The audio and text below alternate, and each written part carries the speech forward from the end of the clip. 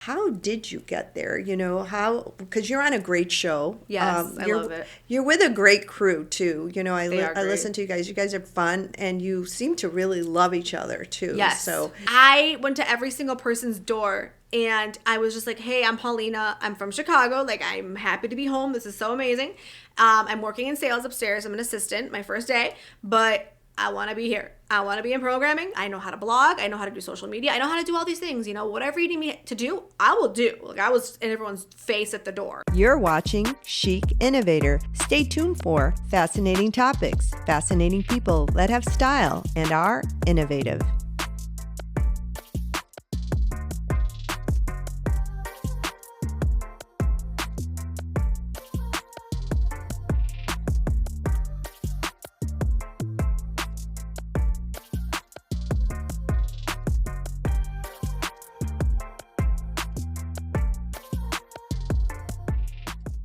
You're watching Chic Innovator. Make sure to like, comment, and subscribe. It's free. I'm Paulina Roe, a iHeartRadio 103.5 Kiss FM radio personality here in Chicago on The Fred Show, founder of the Mommy Collective, and then host of the Mommy Collective podcast as well. Yeah, which I've been on. Yes, you so have. Excited that I've been on it. Yes, that was really great. Even though, my daughter's in her 20s, but still a mom. You're still always a mom. Always a mom. So I love that. Always a mom. Always a mom. Doesn't matter. Like, and on top of that too, we gotta hear from you, and we need your wisdom. You know what I mean? We need to hear the stories. We need to share our experiences, because at the end of the day, no matter if it's 20 years ago or today, moms are still momming. We're still going through it. So I was so grateful for you to come on. That was so much fun. It was. I know we talked like forever, but we had a lot of fun.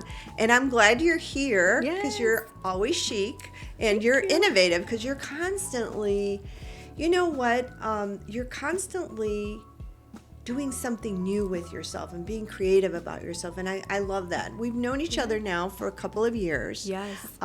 Chicago girl, yes. Right, which I love.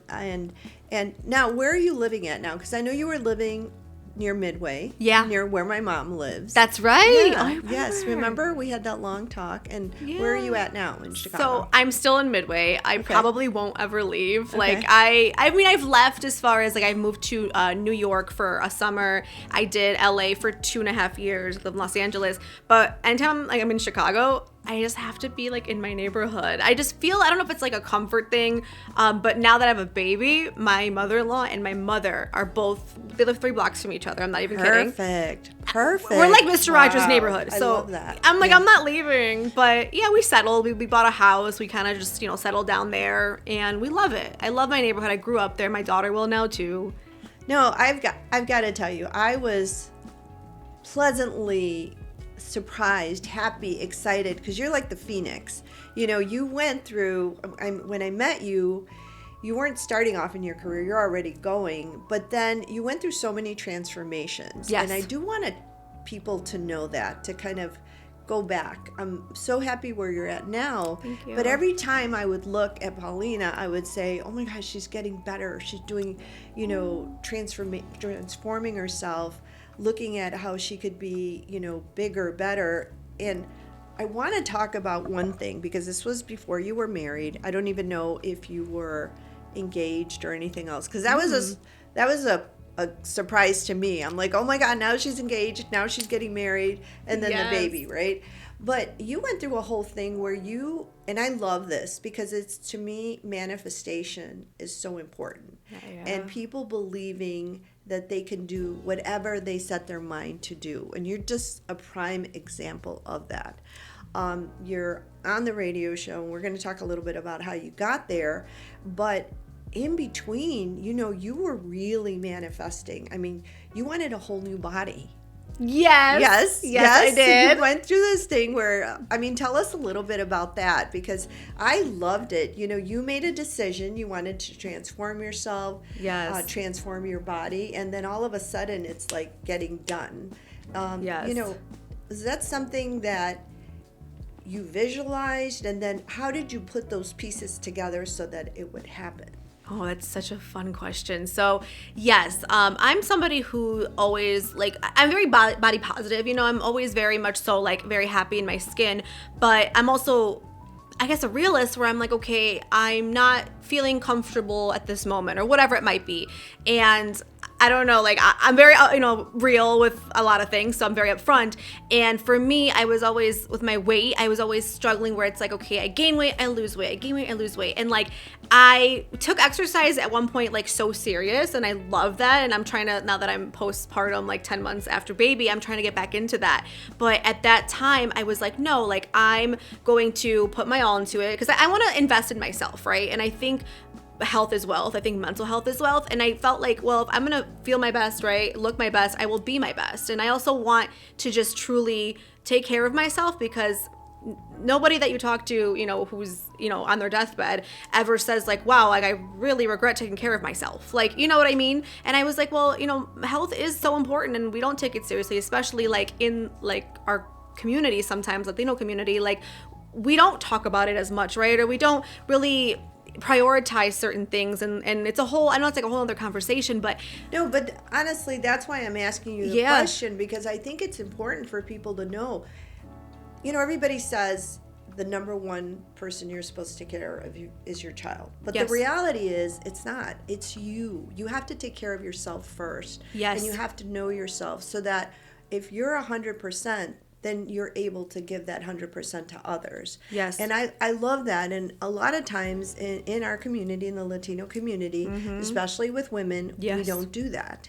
And I loved that you did that. I mean, I love that you focused on that, because for me, you know what I saw? I saw the manifestation of that preparing you for then where you're at now. 100%. And that's how I felt like once I started getting my life together, in the sense of, like physically just even getting better. And I mean, I'm gonna be really upfront. Like I had a little work done. I call it fat redistribution.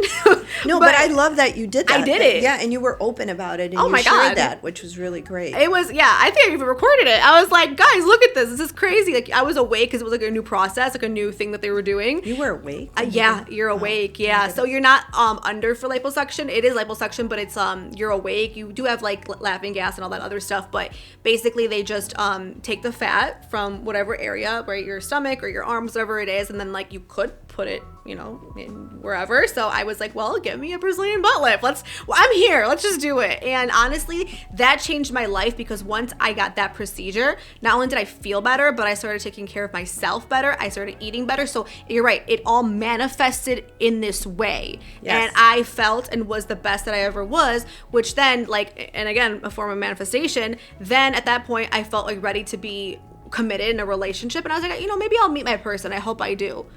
What happens next? I meet my person. And I was like, but see, it all happened like this way, where like one thing had to happen first, right? And then second, third. And now that I have my daughter, and it's like, like you said, like I want to be here for her, like as long as I humanly can. And I know that I need to take care of myself and be in a physically like good space so that I can do that. She's walking now. She'll be running soon.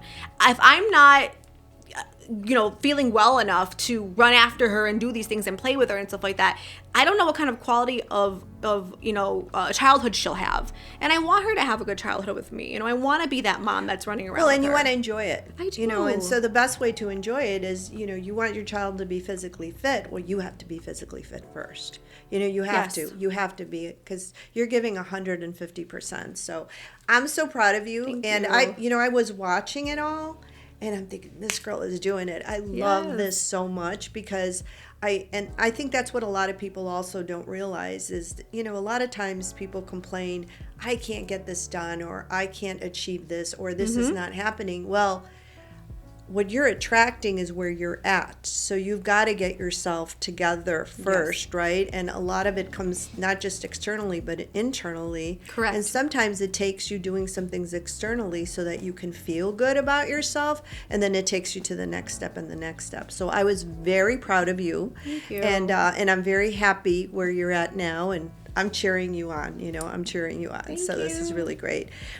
But let's go back a little bit. So tell us, because there's so many people, including here as we're recording, we have an intern, that is at Columbia that, has the dreams of maybe being in your spot or doing some of the great things that you're getting to do. And how did you get there? You know, how, because you're on a great show. Yes, I love it. You're with a great crew too. You know, I great. listen to you guys. You guys are fun, and you seem to really love each other too. Yes, so yes. that's a great place to be, because that doesn't always happen. So it doesn't always happen, exactly. Yes. And I didn't realize that until I got into the space where I got into radio, and I'm like, people don't like each other. But the show that I'm on, I think it's such a blessing to be able to say, like, we genuinely like each other, which I think not only helps our mental health and just helps us as people, but I think, you know, helps the success of the show. Yeah. So that's been like really cool. But yeah, I am from Chicago. So I went to UIC and I started in radio there. I applied to like be a blogger because I was like, I'm not really doing much in college. Like I was working full time at the Chicago Park District, which was like one of my favorite jobs ever. It was just so fun and like low key, and I was, you know, in school. But then I was like, I need to do something else, because in high school I was like the girl who did everything. I was in volleyball, and then I was doing theater and after school matters. I was doing everything and anything, and in college I didn't feel that way. So then I was like, let me get involved in something. So I did UIC radio. I did blogging because my major's in English, so I was like, I guess it ties in. Then I started going in there and cracking the mic and just kind of like messing around, and it turned out to be really fun. And I'm like, I really like it here. Maybe I'll give this a try. And then I got an internship at, it's funny, our competitor now, so it's RB96. I got an internship there. I did learn a lot there, and it was such a great experience.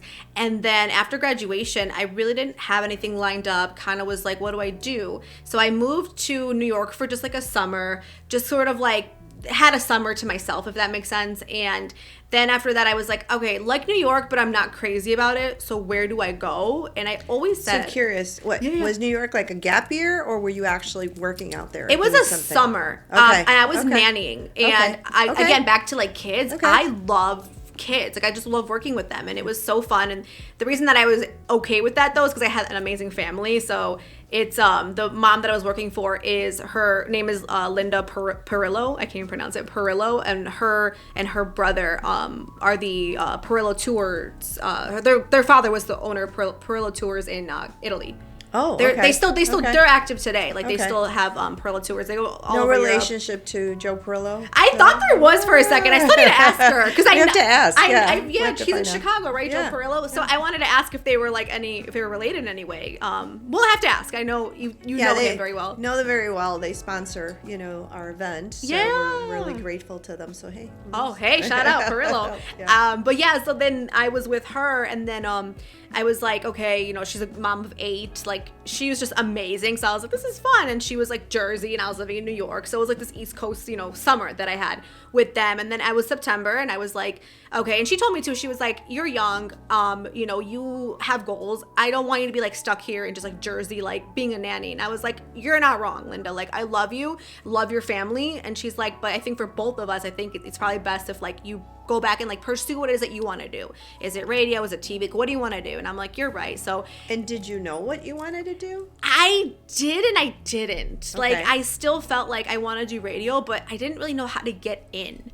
Okay. That was like the hard part. Because that is tough. It is so tough. They don't just hand them out. This is a major city, so it's not like it's easy to tap into that. Which is another part of radio, which we're going to dive into, is like, you know, here, this is considered market 3. Yeah. So like, New York, LA, Chicago. Yeah. Like, it doesn't just really happen No. where you just walk into the radio station and you're on the radio, you know? So, exactly. I was like, what do I do? Do I move to like a small town and start there? Because a lot of times in TV and radio, majority radio, you do have to move to like middle of nowhere, you know, Arkansas, and like kind of work your way up. And I think to me, that's super admirable, but I just didn't know if I had that in me. I was like, if I have to, I will, but I also don't know if that's like what I want. But tell me though, but what was the urge? You wanted to be able to communicate to a lot of people. Yes. You wanted, what was that you were feeling? I know you were quite sure what you wanted to get in, but I felt like I wanted to be on or have a platform that would allow me to communicate with people, right? With listeners. And obviously, I mean, I always say this, people that go into radio will get asked, like, why'd you go into radio and stuff? It's like, people think or assume that maybe it's music, and I'm like, well, I think everyone loves music. I mean, my Nana loves music, right? I think we all have a passion for it, and we love talking about it, and obviously we love, you know, different types of music, but I honestly think it's the connection part. Mm-hmm. It has to be, right? Mm-hmm. Because if you're putting yourself on this platform and you're communicating with people from different backgrounds, right, different stories, like, I think it's so cool to be able to have a space where everyone comes to connect. Like you're doing this right now. Yeah. Like, and I love this era that we're in of like being able to have podcasts, right? And be able to, because like, 10, 15, 20 years ago, that wasn't a thing. And I love that today we are able to create these spaces and kind of like what we're doing right now. And I think that's so cool. A lot of people say, though, this is the new radio. That's what they call it. It's kind of like the new radio. It's kind of going back a little bit so that if you do have a message that you want to communicate. Okay, so how'd you get there? Yes. Like, what happened? Then after New York, I was like, well, I went back to Chicago for like a couple weeks, and I'm like, okay, what do I do? I always said when I was a little girl, manifestation, that I was going to live. I called it Hollywood. I'm like, I'm going to live in Hollywood. I just always felt this connection of going to California. So I had a friend, I called her, I went out there in December. So like a couple months later, I went out to California, Los Angeles. I'm insane. Like no one goes to New York, LA for fun. Like this is insanity. This is also 2015. So like it was a different time. I think today it's a little more expensive, and it still was then, but there was just, and I had friends, and I was young, fresh out of college. I had nothing holding me back. I didn't have a job really, so I was like, let me just go check this out. Went to LA, and I was nannying out there too, and then I had a friend who worked in television, right, and a mentor, and she worked for what's his name, Mark Burnett, I think, the guy who does like all those shows. Oh yeah. So she's a huge... Great shows, like fantastic shows. So she was, her name was Lisa Hennessy. She was one of them, one of the producers that was just the EPs that was pretty much under all of those big guys. Like, you know which ones I'm talking about. So they, so I was talking to her a lot, and she was awesome. She's a great mentor. And I thought, because I knew her and she was kind of like, connecting with me, I was like, maybe I'll do TV. I was like, maybe I want to. I've never worked in TV, and I'm talking like behind the scenes, right? Because she was an EP, so she was like all about that life. And I was like, maybe I'll try out as like, I don't know, like behind the scenes, or just the assistant producer more than anything. So I was like, because obviously you have to start from the bottom, make your way up. And then I was like, I don't really know much, but I'll try it. In my head, I thought that was the route. I was like, maybe I'll be like an assistant to an EP and learn the TV game. And then I started applying to jobs, and I remember I came across an iHeartRadio job, right?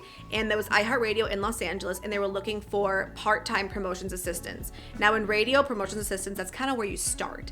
A lot of people, not everybody, but a lot of people do start there. And Los Angeles is a big deal. Like if you know about radio, Los Angeles, it's like huge. So even you, I love that you had the vision, the courage, fearless to say, hey, I can try that, because that's a big deal. Los Angeles, yes. I mean, every day, I'm not even BSing. Every day there'd be a huge celebrity just like hanging out in the lobby, or just like hanging out in like the office, the directors. I've been in those offices. The one in Burbank?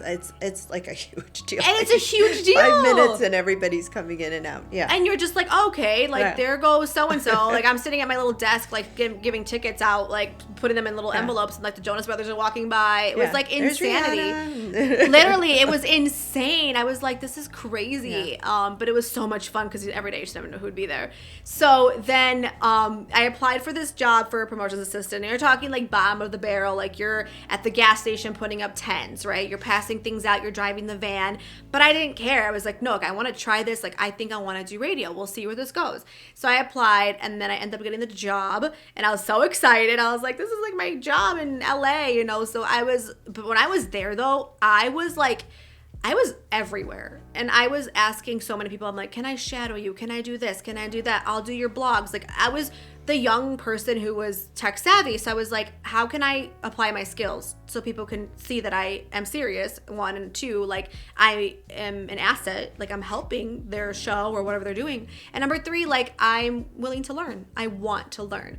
And in the meantime, you're making these incredible contacts, and you're learning, and you're seeing if there's any gaps or opportunities that are there by making yourself, useful in a great way. Oh, so that's 100%. Very smart. Very smart. Yes. It is. And I know, I hate to say, I think today, I don't work with a lot of I would say younger people, but I do see them come in and out the office. And I definitely, everything's a little bit different, I think, today than it was, unfortunately 5, 10, even 15 years ago. But one thing that I'm seeing is I want the kids, I call them kids, but the people today who are coming in and, in college or out of college, I want them to never lose that, because that's the most valuable thing I think you can bring to the table, is truly your passion and your hustle. You know what? I think the big thing is it's called being hungry. People forget to be hungry. I was so hungry when I was in college. I remember I was put in these incredible jobs, and now I think, like, how could I possibly do this? I mean, I've shared that I was working for a governor while I was working my way through school. Yep. And you have to be hungry. Like, what can I do? What can I learn? And I never said, no, I can't do it. Half of the time I didn't know what the heck I was doing, but Same. you're going to throw yourself in there. You're going to Yep. give it all you can and figure it out along the way. And you will Yes. figure it Yes. out. Yes. So yeah, 100% agree with that. And then like, so with iHeart LA, I was doing that, and I think you might remember her, or maybe not, but she used to work here in Chicago, Nina Chantel. Sure. So Yeah. she was like a huge Know Nina asset. well. Yeah. Yes. She was out there, and I went up to her. I think I was in the bathroom, and I was like, she was like washing her hands, and I was like, hey, like behind her, trying to be like, what the hell? And I was like, I'm from Chicago too, Chicago girls, Yeah. and she just like loved me from that She's moment. a huge Chicago girl. Such a huge, she's and amazing. she's the best, and Yeah. she really like let me just come hang out with her. She taught me, hey, this is how you run a board. Hey, this is how you post a blog. Hey, this is how you do that. Answer calls, right, for winners, for tickets. Like, that connection right there wouldn't have happened had I not been hungry to do it. No one's gonna walk up to you and be like, hey, do you want to come shadow my show and help? Like, do you want to come try this opportunity? No. No. Like, it's just the truth. Like, and sometimes And that's we the feel, thing. Like, you've got to ask, right? You have to and, ask. you know, I say this too. Sometimes people get like an offer and then they don't pursue it, and they're like, well, they didn't ask me again. They're not going to ask you again. You're lucky you got to ask once. You've got to be the one that pursues it. That is so true. Yeah. And I used to feel so like, I don't know if it was guilty or what, but I used to feel like, oh, I don't want to bother people. That's my big thing. And I think it's something I'm working on in therapy, so it's a little deeper, but I was like, oh, I don't want to bother anybody. At the end of the day, nobody gives a crap. Like, you're not bothering anybody. No. And the worst thing you're going to hear them say is no. No. And guess Yeah. what? You're going to live. You're going to survive. It's going to be okay. The day is going to continue. And if you bother them, it's okay. They'll remember, who was that was bothering me? And at least you've made an impact on their brain. 100%. That's what I always think. Never feel like you're bothering anybody. Even with me today, like, people will ask me repeatedly, like, questions, whatever, and I'm like, you're never bothering, so stop it. I'm always telling people to remind me, because I swear to God, if they don't, like, and it's no one's fault except my own, but I'm like, I have 100,000 things in my brain. Like, I have, like, you know when you have your computer open, you have all those tabs? That's my brain, like, all the time. So I'm like, please, like, shoot me a text, email, whatever, like, just remind me, like, stay on me. And a lot of times people will tell you that too when you are asking for an opportunity or you're trying to follow up about something. They will ask you, and make sure you do. If you're going to say you're going to do it, please do it. Be a person of your word. You know, I do a whole thing in my calendar, and when I want something, like, I'll mark it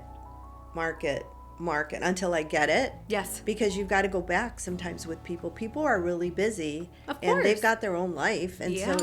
sorry, you're not always a priority. So you've got to make yourself a priority or make yourself a little niche. So how did you make it back here to Chicago? It's wild because manifestation, Yeah. it's insane. So then I was super happy, but then I started getting this feeling of like almost being homesick, of like trying to figure out like what's my next move, right? Because I'm like, okay, I love it here, I love what I'm doing, I've learned a lot, but like what's next? And I was like praying about it. I'm like, what do? I do want to go home, but I don't know, right? So then it's kind of messed up, but I did end up getting into a bad car accident. Oh. Yeah, and it was like, I mean, I was okay, thank God, and nothing happened to me or anybody involved, but it was my car that was totaled. It just, they were like, this is not, like, it's done. And I was like, huh, okay. Better the car, though. My goodness. 100%. Yeah. I was like, thank God. Yeah. So, but then to me, it was a weird sign from God being like, I think it's time to go home, because in LA, you have to have a car. And I was like, I don't have money for a car. I got to pay this car You have off. to have a car. You There's have to. no way. Even with a car, you have your little radius that you have to do things like Yes. a full day in this area, because it takes forever to get, outside of it. So, Forever. yeah. So I'm like, it's just not going to work here anymore. Right. So I ended up applying for like, I went to the iHeart website, and I was like, what does Chicago have available, right? And it was a full-time, like a sales assistant position. Not a sales girly by any means, but I was like, I will become one if I have to. I just want to get into this building. Once I'm in this building, I will figure it out.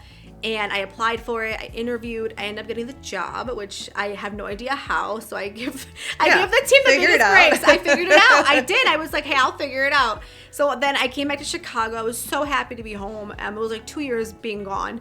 Then I was happy to be home. So then I went to iHeart Chicago, and I took the sales position, or it's like sales assistant position. And I remember the first day, it was March 17th.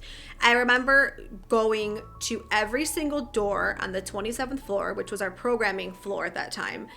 And I went up to everyone. St. Patty's Day? Like everybody was dressed in green or something? I think so, yeah. It was a Monday, so whatever Monday it was that week, St. Patrick's week, yes. I'm like, 17? And no one's around there. And I went to every single person's door, and I was just like, hey, I'm Paulina. I'm from Chicago. Like, I'm happy to be home. This is so amazing. I'm working in sales upstairs. I'm an assistant, my first day, but I want to be here. I want to be in programming. I would love any opportunity, to maybe, show my contributions any way that I can. I know how to blog. I know how to do social media. I know how to do all these things, whatever you need me to do, I will do. Like, I was in everyone's face at the door, and everyone was so nice. Thank God. They're probably like, what the hell is this girl doing here? Like, who are you? I love this. Yeah, I would have been great. Yeah. Who the hell is this person? Yeah. But they were just so nice about it.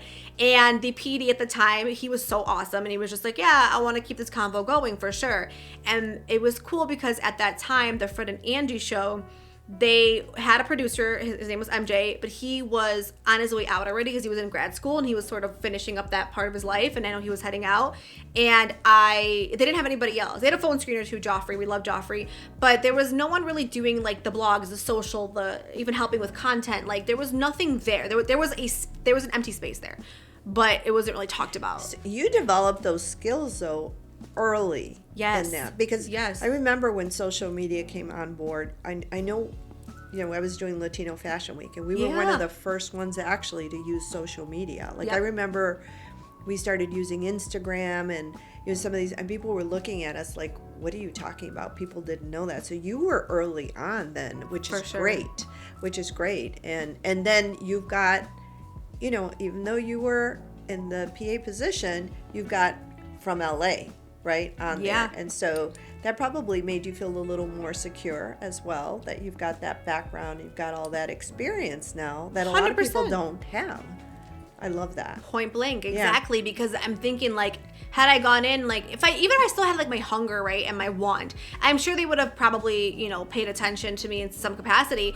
But you're right, because I just remember this part of the story. The assistant to our big boss in LA, right? He oversaw everybody, all top 40 across the country.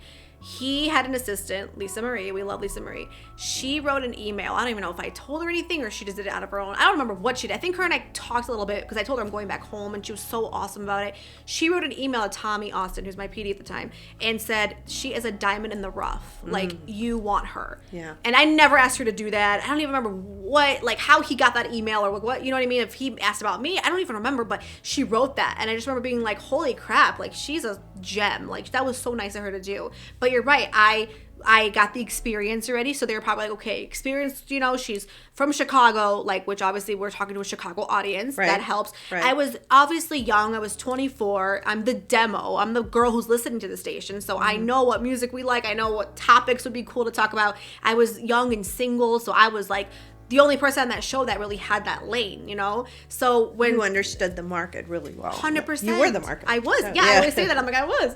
And they brought me in. I met Fred and Angie, and they were both on board to have me try out. They called it a tryout. They never not called it a tryout, so I have a joke that I'm still on the tryouts, but like, that was 8 years ago.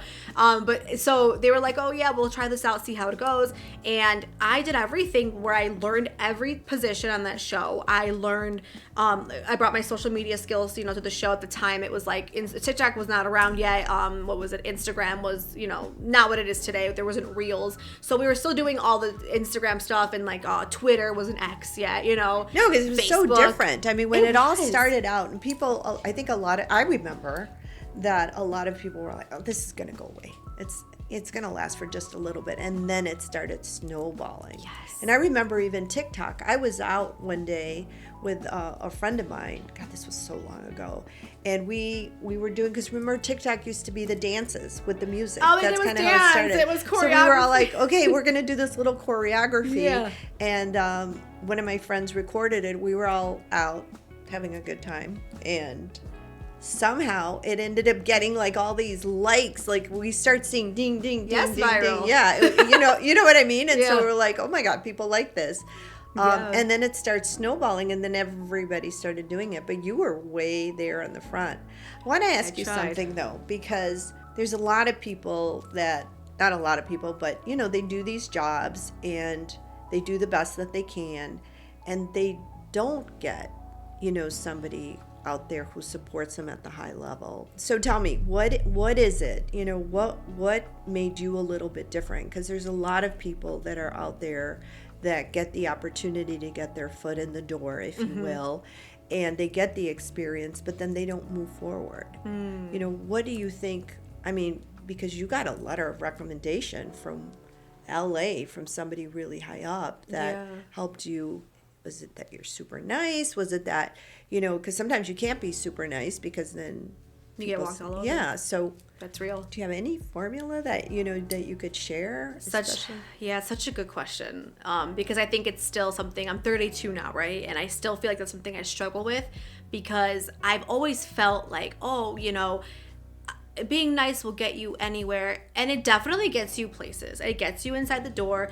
I think you can't, you know, go wrong with being nice to people. And genuinely, I think at the core, I am a super kind, nice person. Like, I care about people, and that's sort of my superpower, is that I genuinely love connecting people. I love, you know, being able to also build a connection with others. And I think, believe it or not, I don't think that's something everybody truly has at the bottom of their heart, you know. And I always try to look for the best in people, but I do feel that unfortunately it's not always the case, right? I think a lot of times in life we walk around with, well, I did for my blinders, I'm like, everyone's so great and nice, but the industry, it's a tough industry. That's tough. Why I'm asking the question, because it is a very very tough industry. It is, but I definitely think the best thing you can do in that position is like you said, you know, you can learn everything, get your foot in the door, but, you know, what happens if you can't elevate? And I think that also happens a lot more than people talk about. It happens a lot. A lot. I would say that the majority of people don't get to elevate.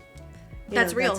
That's the truth. No, and that's so real. So I'm curious. I mean, I'll share with you something that I do that's helped me along the way. Is I meet a million people, like so many people, like sometimes keeping up and whatever. But then there's a few people that are key, you know, for different things, and I like them and I care about them. And in many instances, I'm able to keep in touch with them maybe once or twice a year.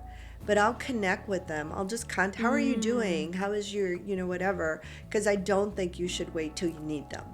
So for me, that's like a big deal, and it's important. And some of these people, I'll, you know, 8 years later, you know, and I've contacted them maybe once or twice a year because I'm thinking about them and, you know, hoping that they're okay and everything else. Something will come up and they'll need me or I'll need them, and it'll be like the first time because it's that little staying in touch. So for me, that's like it's been a real key thing. And some of these people are extremely important. You know, some of them are running the country. You know, they're doing some really huge things.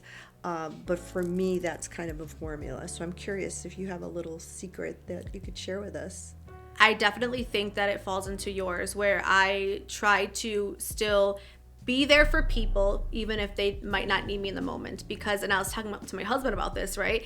I think in life it is give and take, and that might sound kind of like, wait, what do you mean give and take, right? That's not what relationships or life should be, right?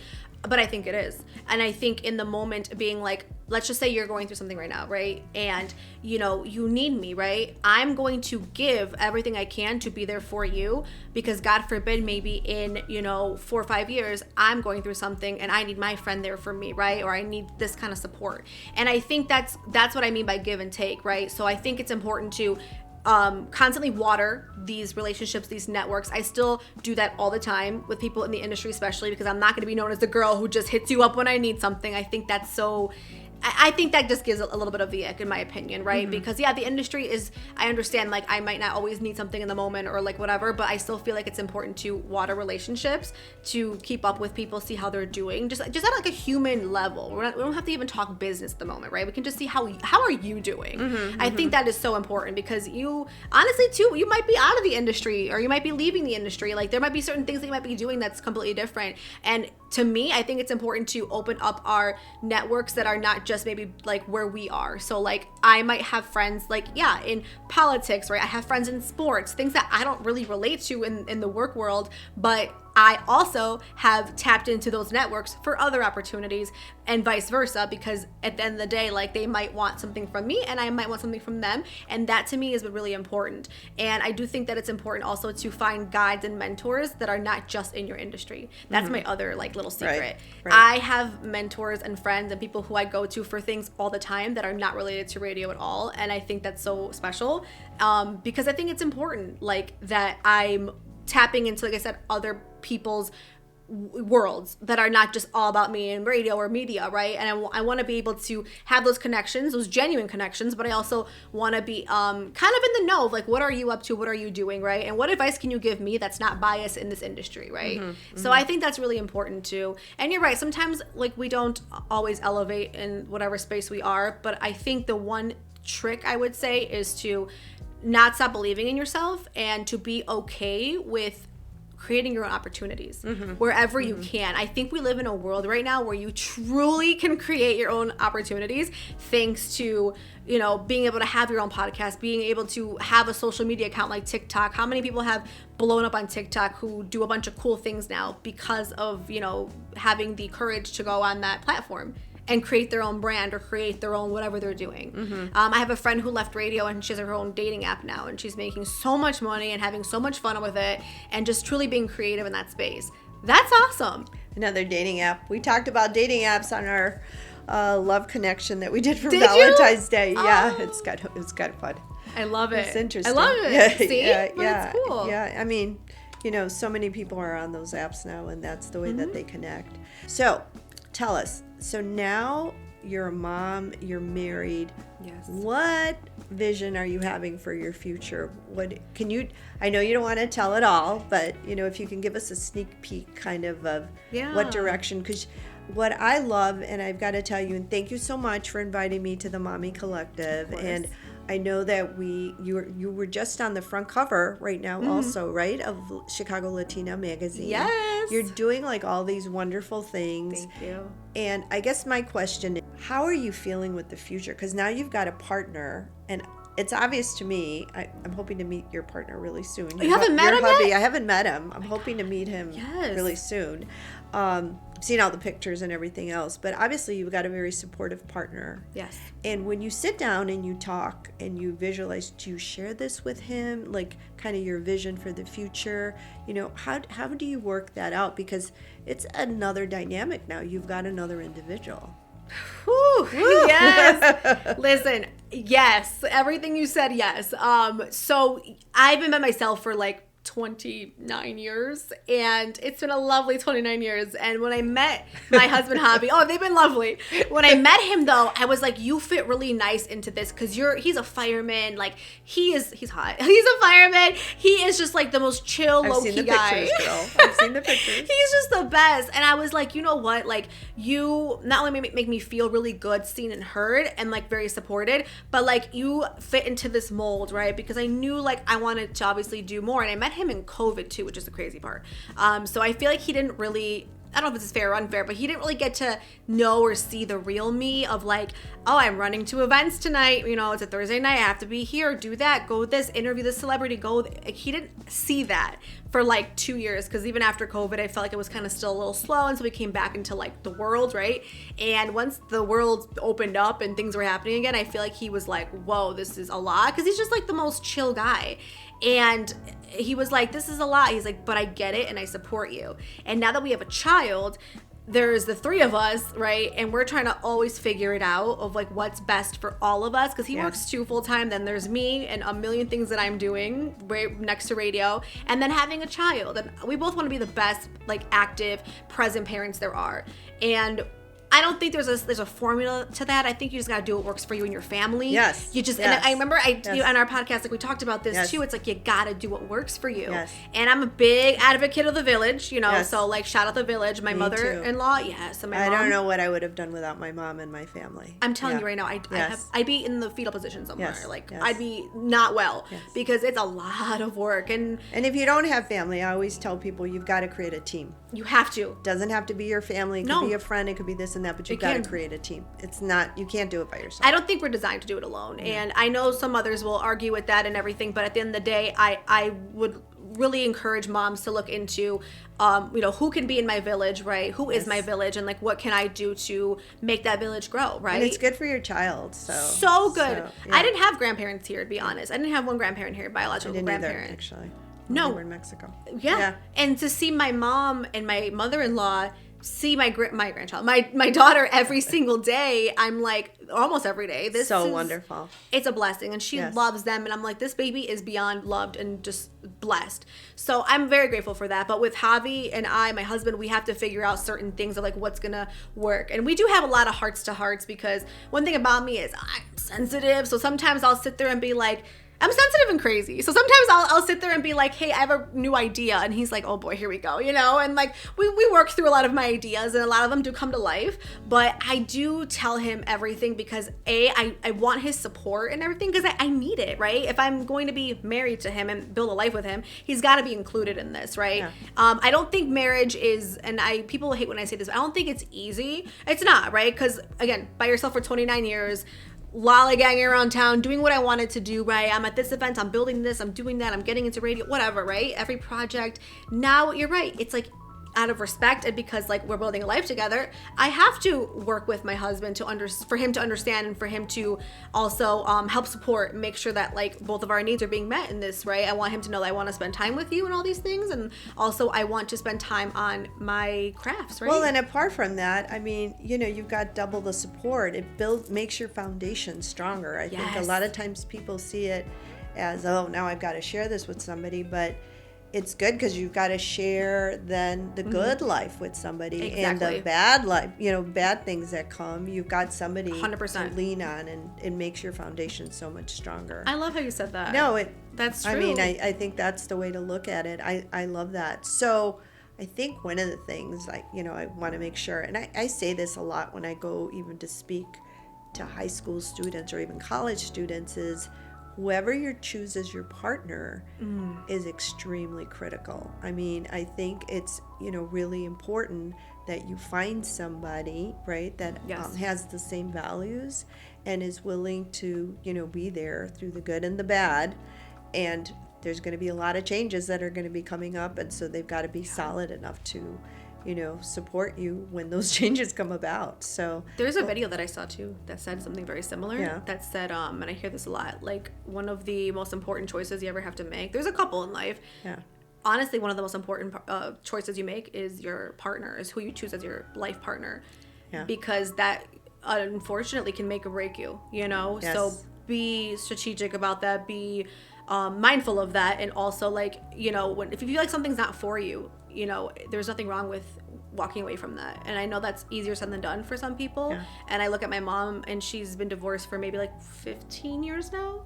And she couldn't be more happy and thriving. And she even said, like, I'm living my best life. She's 54. I'm living my best life right now. Yeah. And I'm like, I know, and I love that, and I can see that, So I'm very supportive of people, you know what I mean? I know you are too. Like, finding your best way. Finding your best way. Yes. You only live once, guys. You only live once. So do you want to, I know that we're coming to a close. Yes. This was fun. Just for this, though, because we're going to have you back, right, at some point. 'Cause I know you've got a couple of things in mind, but would you send out a message to the audience? Yes, definitely. Arabel, first of all, thank you so much for having me, first and foremost. This is so cool that you're doing this. Fun. I'm so proud of you. Fun. It is fun. We got to know you a little bit better. I know, I feel like I just opened up. I love this. I love it. But my message would be, to never lose sight of what it is that you want in life, right? And it's also okay if that maybe that end goal or that sight does change, right? That vision changes, because in life I do think that we do consistently evolve and change, and you might want different things in life, and there's nothing wrong with that, but just never lose like the core of who you are when you're on your way to get that, and never lose that passion, that spark, that hunger, because no matter where you go, that is what's going to take you there. Love that. Thank you. Thanks for being with us. Thank you. Thanks for watching Chic Innovator. Make sure to like, comment, and subscribe. It's free.